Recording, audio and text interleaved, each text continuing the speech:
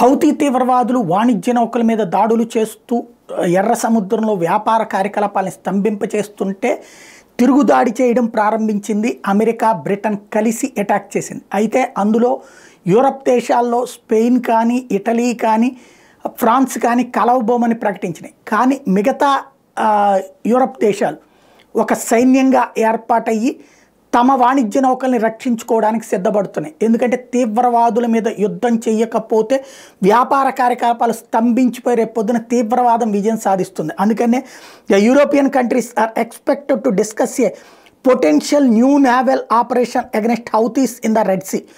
EU ambassadors are expected to discuss the details of the proposed by the EU's diplomatic service EEAS on January 16.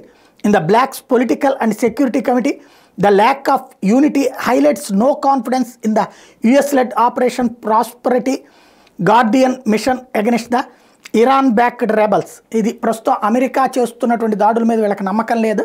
మిగతా అందరూ కలిసి ఒక ప్రత్యేక దళాన్ని ఏర్పాటు చేసి వాణిజ్య నౌకల్ని కాపాడుకుంటూ హౌతీ తీవ్రవాదుల్ని కట్టడి చేయడం ఎట్లా అన్న దాని మీద చర్చిస్తారట.